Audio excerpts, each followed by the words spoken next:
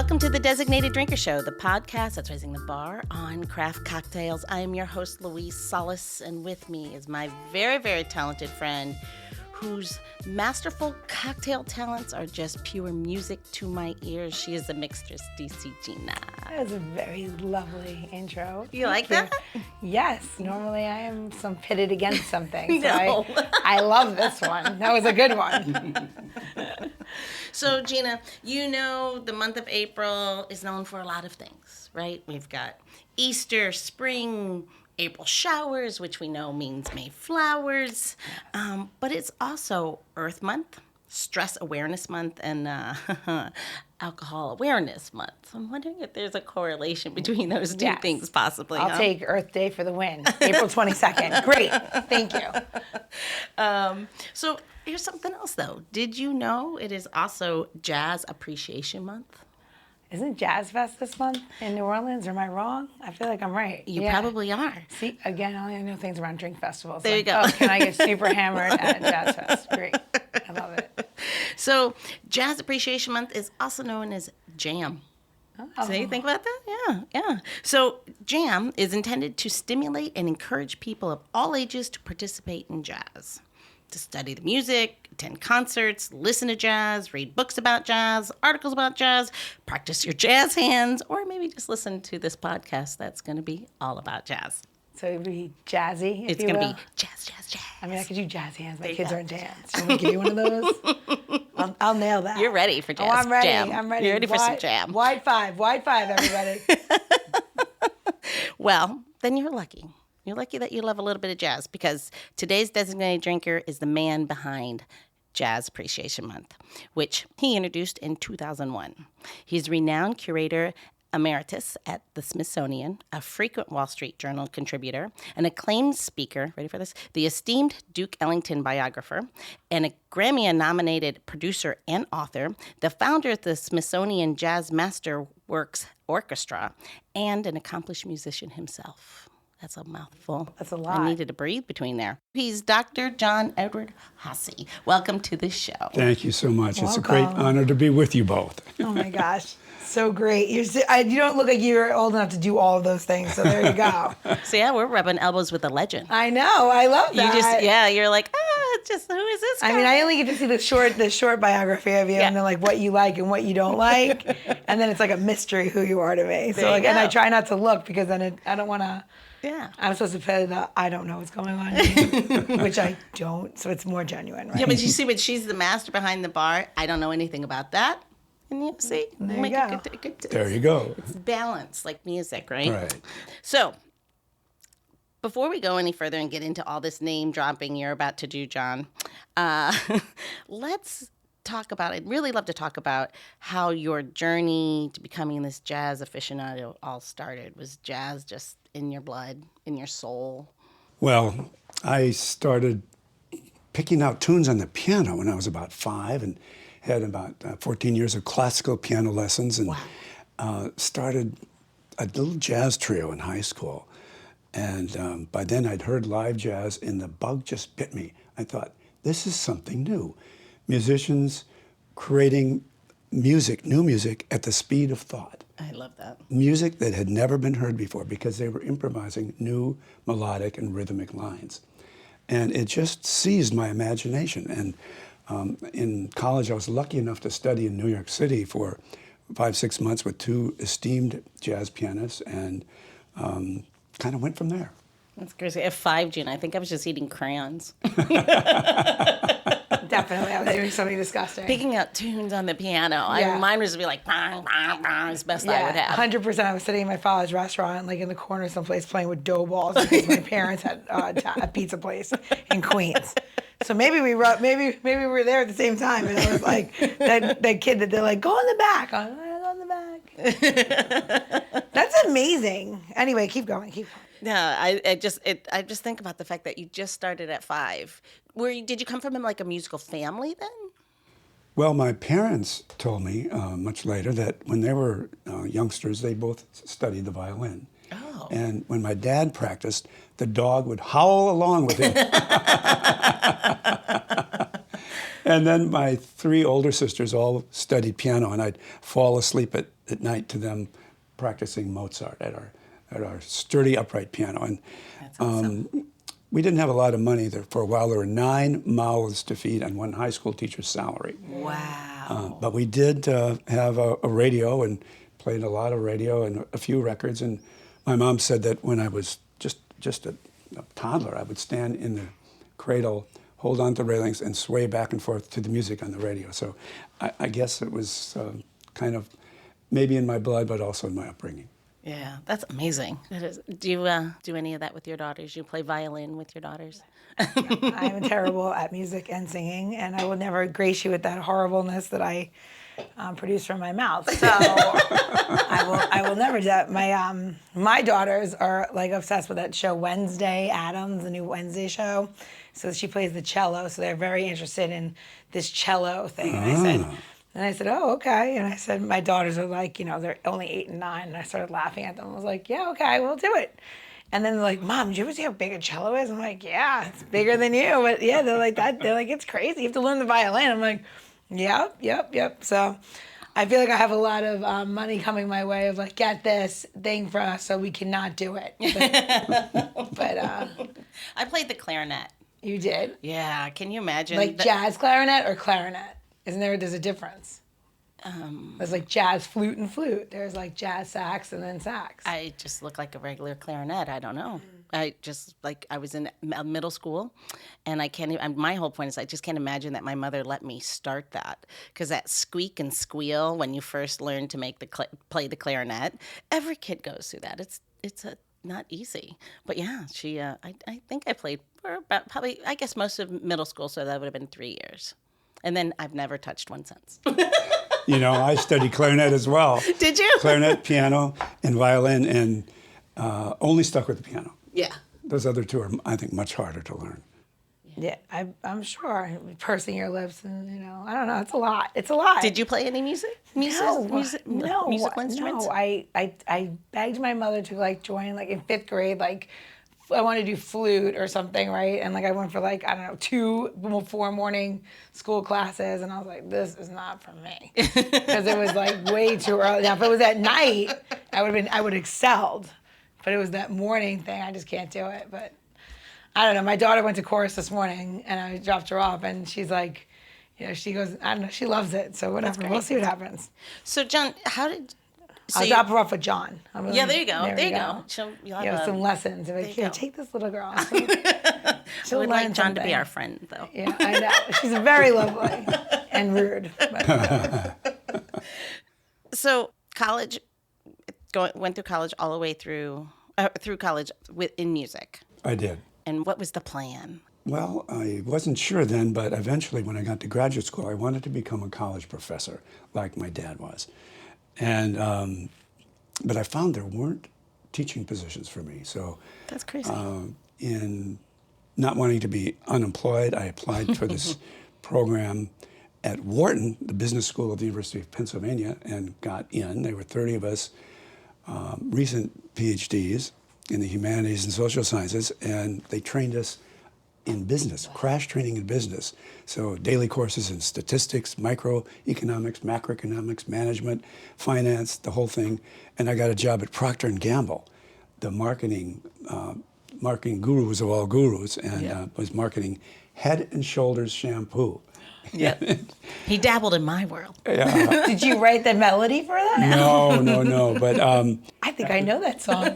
3 weeks they had me tracking a $110 million budget, advertising budget and promotion budget for Head and Shoulders. And it was very interesting. I learned a lot, but after a while I realized I was a square peg in a round hole. They wanted, crunching numbers and make it happen, and I'm good at making it happen, but not crunching numbers. So I left and scuffled for a while. Then I got this opening came up in Washington at the Smithsonian. I looked at it for a while because it said Curator, Division of Musical Instruments. I played the piano, but I was no expert on musical instruments, and I kept looking at it. Just before the deadline, I called the head of the search committee. She said, yeah, you should apply. So I applied, and anyway, they brought 3 of us in for all-day talks and interviews, and I guess I just fooled them. Fooled them for 34 years. Yeah. A mere 34 years. Wow. So you see, just testament, just fake it till you make it. That's amazing. You've been with the Smithsonian for 34 years. Until I stepped down to spend more time with my bride. Oh. Yeah.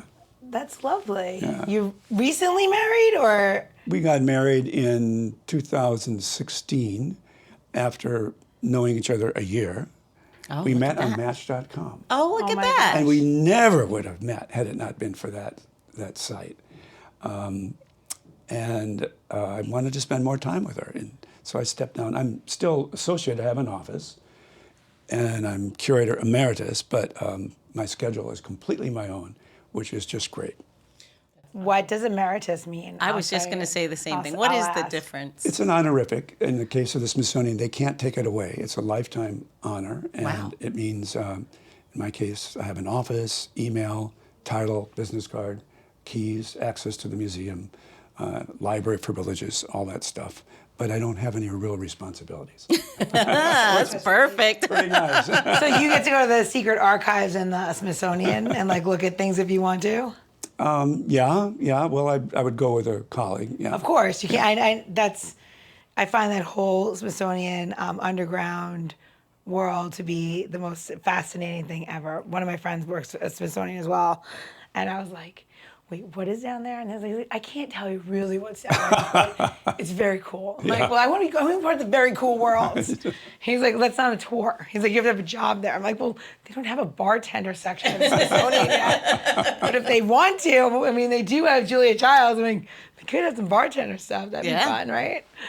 And we can just do, and we can like look at that kind of thing. Yeah. I just want to see what's down there. I hear that's wonderful. Are you in the castle?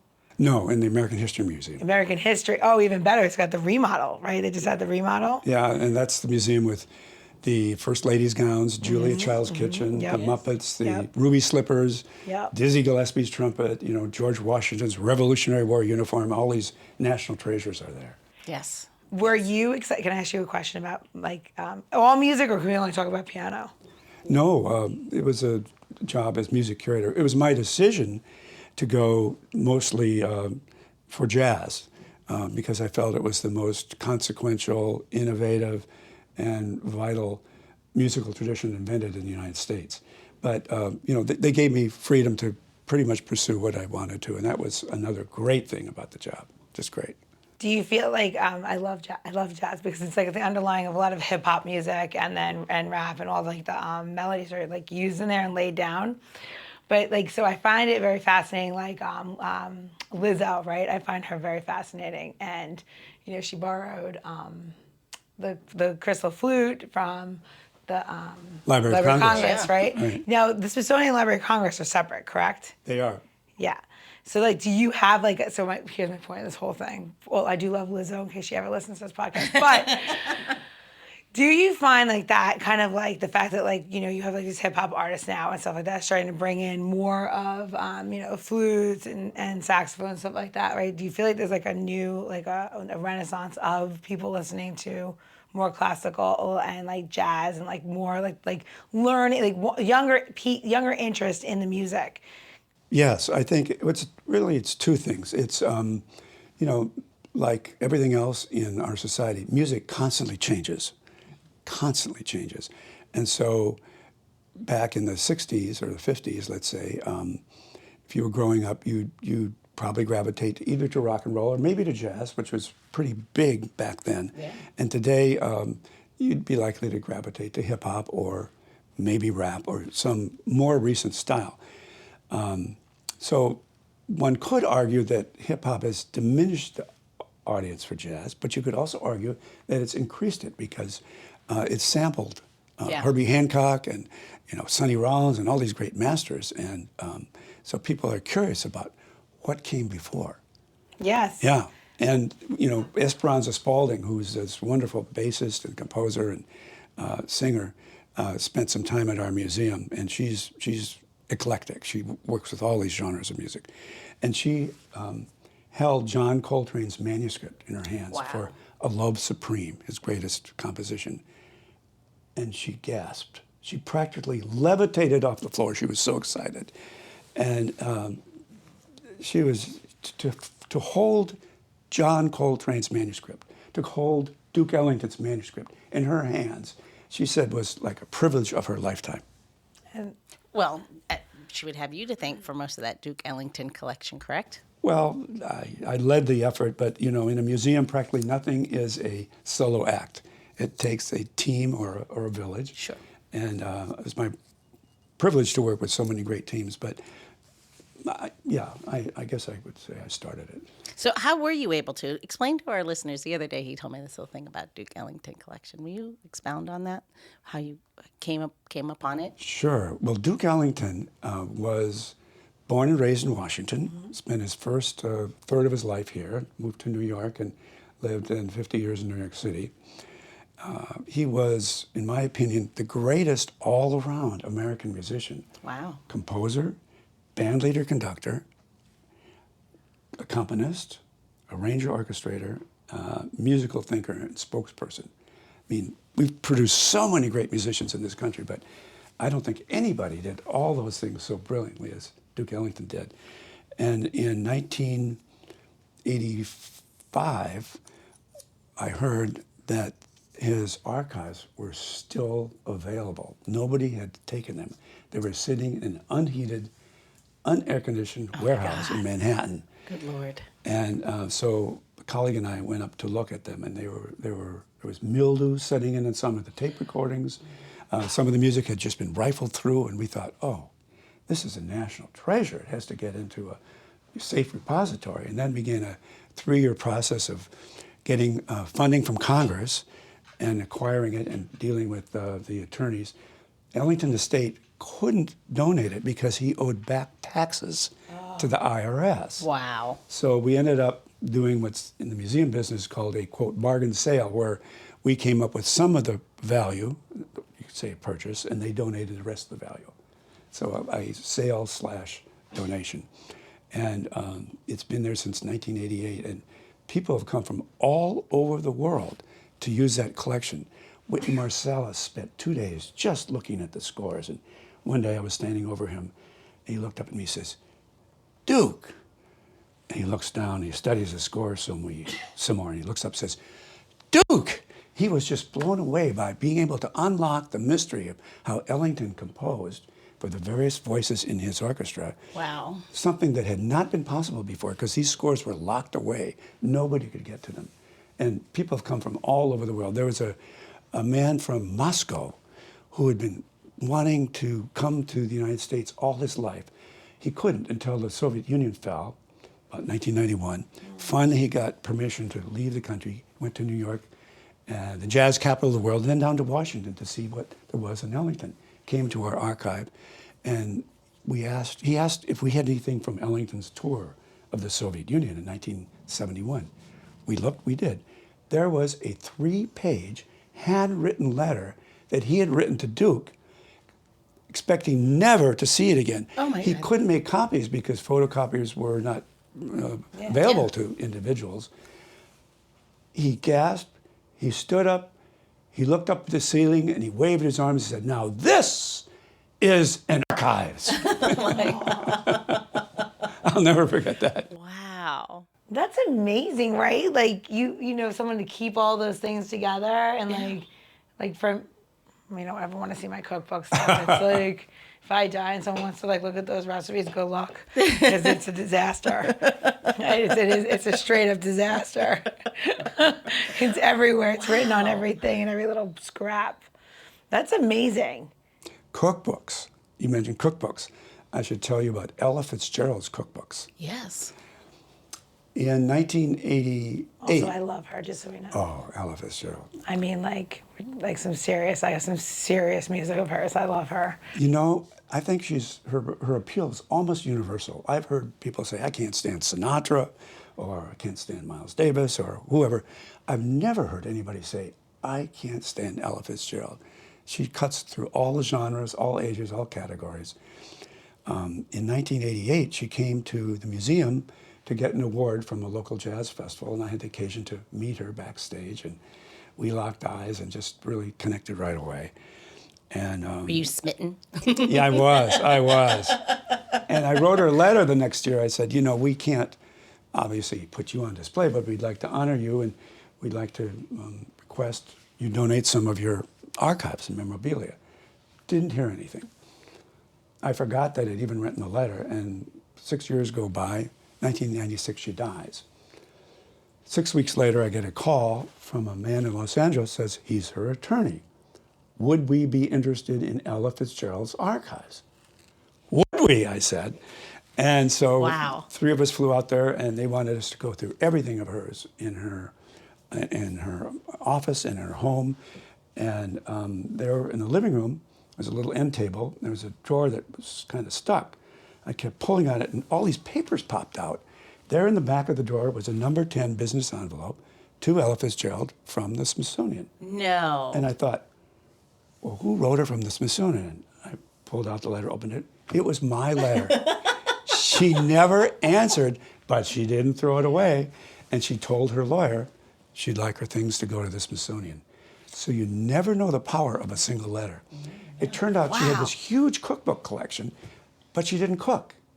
She liked to read cookbooks, but she didn't like to cook. Oh my gosh. So the Ella Fitzgerald Foundation offered us everything, but the cookbooks went to Radcliffe College in Boston because they specialize in women's literature and cookbooks, and we got everything else, including 60 cubic feet of archival materials, 6 or 7 of her Grammys.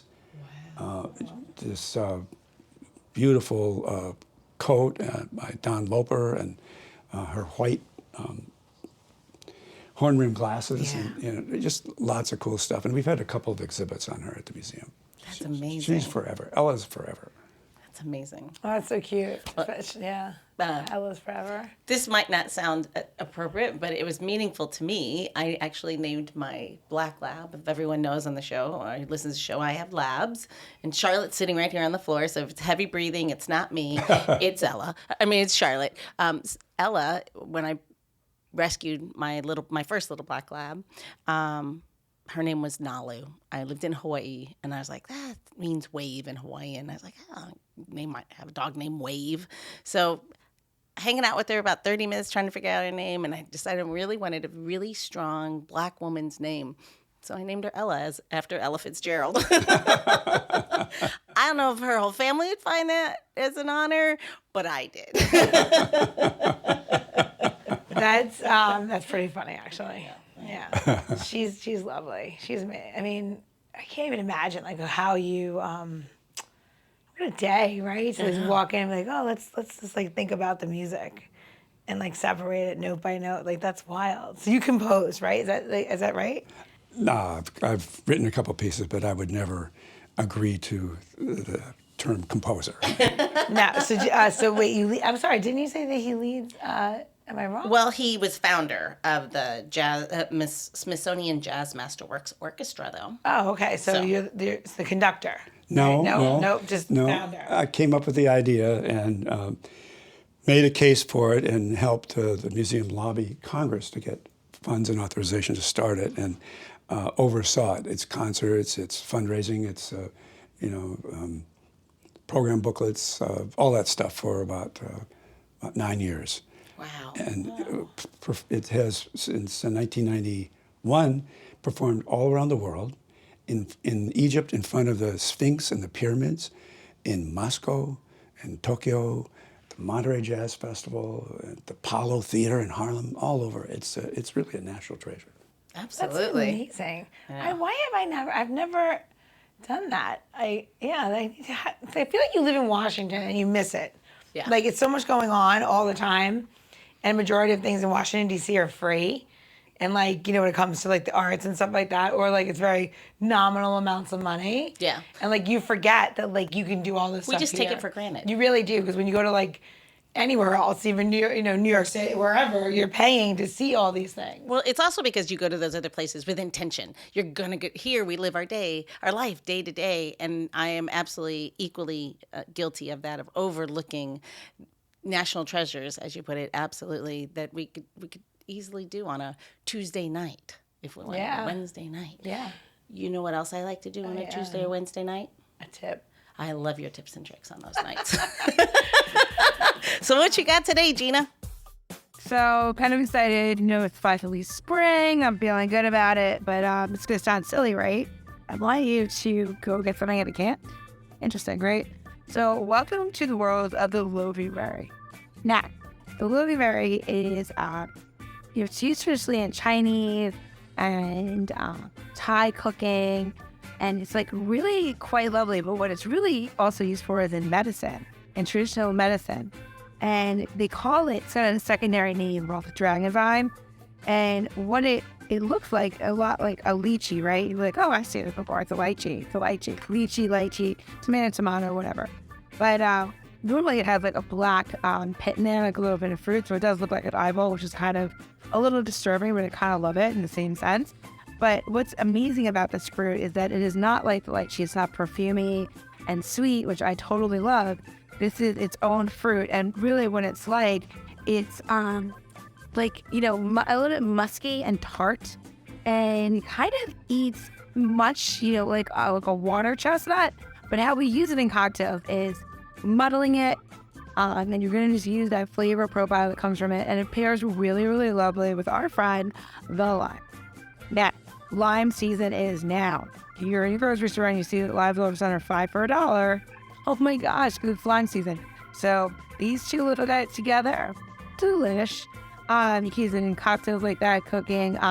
Also using the loganberry in some tea is quite lovely. You can eat it for a snack. They are super good for you, good for your vocal cords, throat, all that kind of stuff. And you're a singer or play an instrument, and it might be something you want to be interested in or get into or put it in your mouth. So cheers. So what a funny name for a loganberry. So, it's such an underutilized berry in cocktails, right? I'm sure, lychee, stuff like that people have heard of. But a loganberry is like, it's tart. It has like amazing properties for like health and wellness and like for your throat, for your vocals. And it's just like really, really, it's amazing, right? So like, they use it a lot in like Thai and Chinese traditional medicine. Oh, interesting. And I just was like, we have to do something with it. So now here you go. And now you know, if you don't know what a loganberry was, now you totally do. Now you do. Now you do. There you go. Well, will you use it in your drinks? Absolutely. I do all the tips and tricks. In your elixir fixers at home? Yes. Especially when I'm feeling down. I'll put on some good jazz, grab my loganberries. I really do believe that once you start... sound completely wrong out of context. I know. I like to hold my loganberries close to my head. No. They're good for you. I love this whole new thing. Like, you just find things that are good for you naturally instead of like just all this like chemical things. Like, just eat it. Just eat the natural things that you can. So, Gina, where are they going to go get this tips and tricks? You're going to go to designateddrinker.show, or you're going to go to designateddrinker.loganberry.show. No, just kidding. Just go to designateddrinker.show. You'll have my tips and tricks, and you'll learn about the loganberry in this episode, so it's kind of cool. Awesome. All right, so all this loganberry talk brings us to the end of part one with our incredibly fascinating national treasure, in my opinion. That is Dr. John Edward Hasse. But if you're anything like me or anything like Gina, we know one round is just never enough. So go ahead, go top off that drink and get ready for part two of this episode as we continue our jazzy banter. And Gina prepares a, get this, snazzy, jazzy cocktail that just might make this music man sing. I love it. The Designated Drinker Show is produced by Missing Link, a Latino-owned, strategy-driven, creatively fueled production co-op. From ideation to creation, we craft human connections through intelligent, engaging, and informative content. Also in the Missing Link lineup of podcasts is Roger That, a podcast dedicated to guiding you through the haze of dementia, led by skilled caregivers. Now, if you're looking for a whole new way to enjoy the theater, check out Between Acts, an immersive audio theater podcast experience. Each episode takes you on a spellbinding journey through the works of newfound playwrights, from dramas to comedies and everything in between. Find Missing Links League of Podcasts on Apple Podcasts, Spotify, or wherever you listen to your podcasts. And while you're there, please don't forget to follow, download, and review the shows. Your reviews help our shows reach new audiences. To find out more about Missing Link, visit missinglink.company. That's missinglink.company.